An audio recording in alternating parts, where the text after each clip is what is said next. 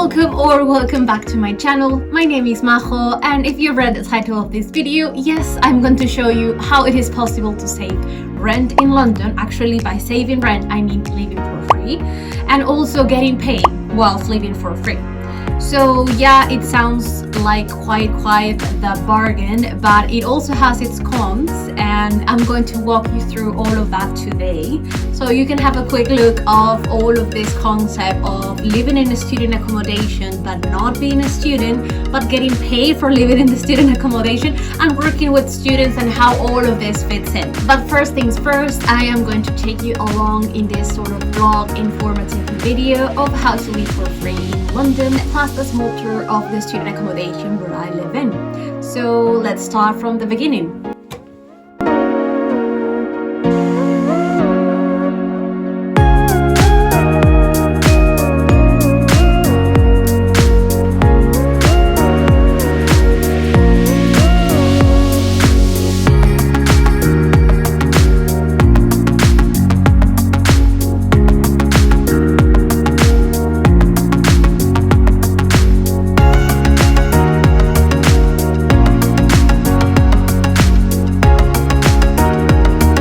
Now we are ready to go. So before starting, just bear in mind, if you're thinking, oh, but it is not really possible to live for free, and unless of course you live under the roof of your parents, or unless you live in the house of a family member perhaps.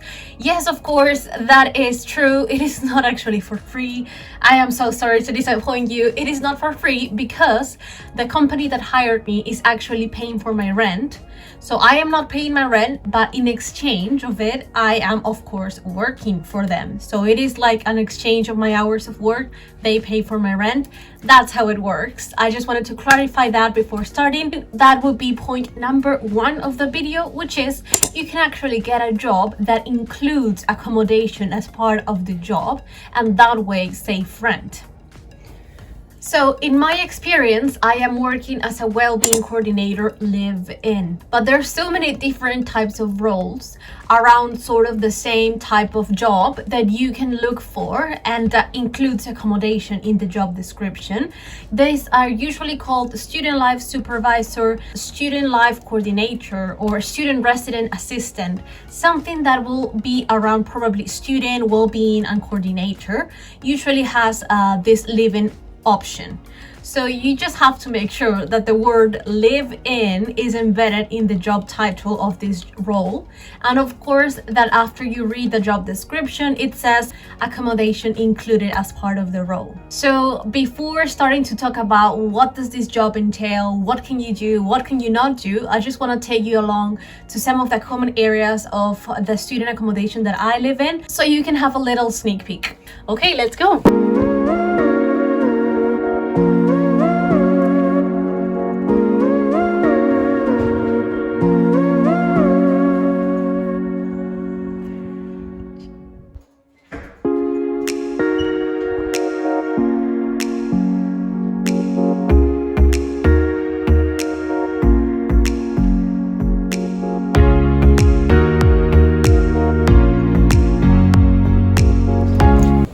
Okay, I hope you enjoyed this little tour, and continuing with this whole student accommodation well-being coordinator live-in thing, now I'm going to talk about point number 2, which is what this role entails. What can you do and what can you not do in this role?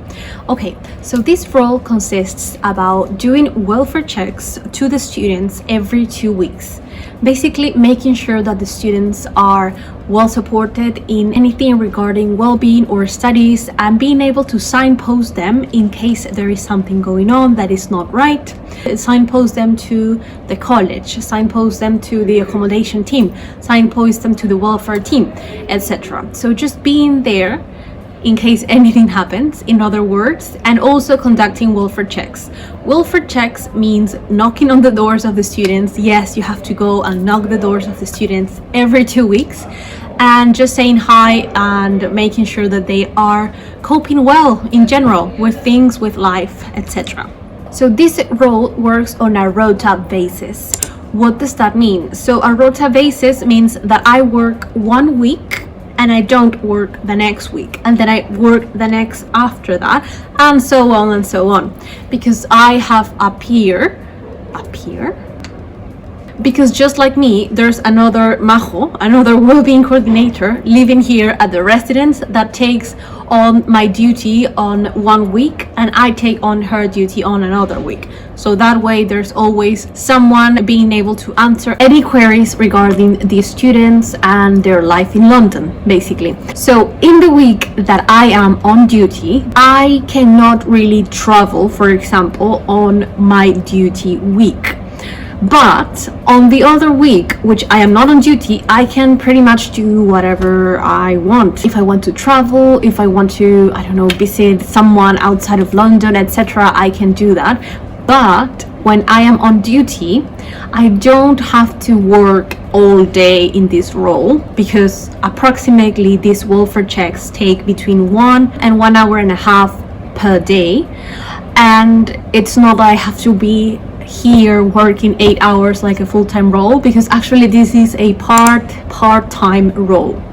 Okay, so when I'm on duty, I cannot really go outside of London, I cannot really travel or anything, because I have to be able to be reachable for the students. If the students need me by any chance, I have to be near the residence. I don't have to be, like I said, here at the residence every day 24/7, but the students have to be able to reach me on my work phone, and I have to be able to come to them and solve whatever they are having, or speak to someone at the college and signpost them, etc. But like I'd say, since you're not really working, even when you're on duty, since you're not really working more than 1 hour or 2 maximum per day, you can have a full-time role outside of that. You can have a 9 to 5 outside of that. It is doable, and it is actually necessary, because even though you don't pay rent, it's not like this well-being coordinator live-in role gives you an actual salary in order to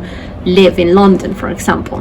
This just saves you the part of the rent, but unless of course you are using your savings perhaps to live, you still need to get another income stream outside of this in order to be able to spend in everything besides accommodation, food, transportation, going out, etc.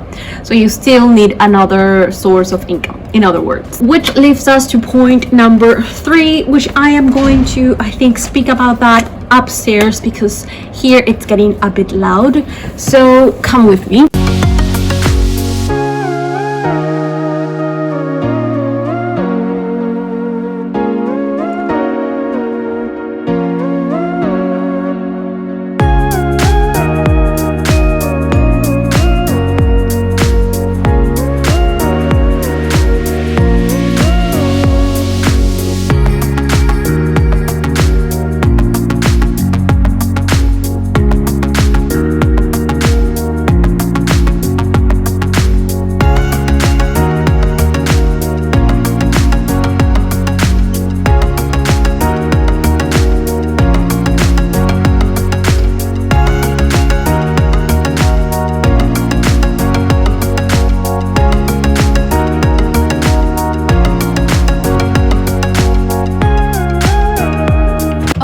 Now that we're here, we can talk about point 3, which is my experience.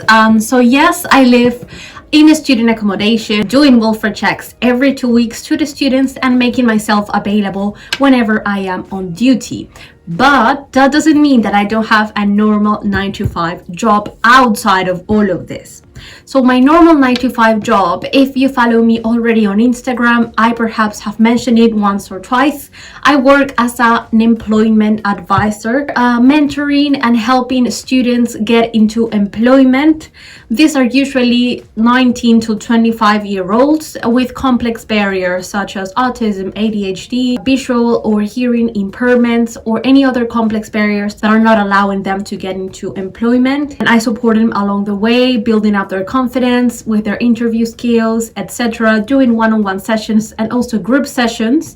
But this video is not about my full-time role, but rather my part-time role as a well-being coordinator live-in. But the message that I want you to have is that it is totally doable to have these two jobs, so basically one full-time one and one part-time one, because this part-time one only demands you to work 1 week yes and 1 week no, and in that week you have to do welfare checks an hour and a half each day, and it's not that time consuming if you think about it.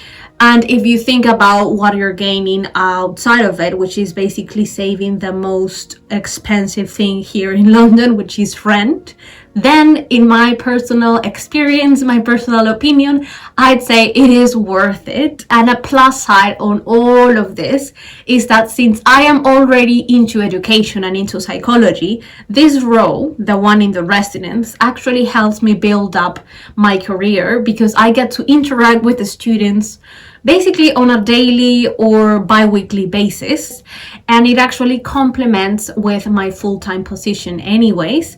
So for me, it is actually that really merges well for now and contributes to my bigger goal of becoming an educational psychologist in the future, because yes, that is still my goal since the day that I came to London. So do tell me if you heard of this role, educational psychologist, if you know someone who is already working towards becoming one or is already one. I am very, very interested in that. But for now, I guess this works perfectly for me, living here and working outside of it. But I don't know where I'm going to be perhaps in a year's time. So stay tuned for that as well. But for now, let's wrap up this week's video. Okay, so that's the end of this week's video. I hope I inspire you into look onto this accommodation living roles, or are just curious in ways of saving rent in London and ways even to get experience with the students in general.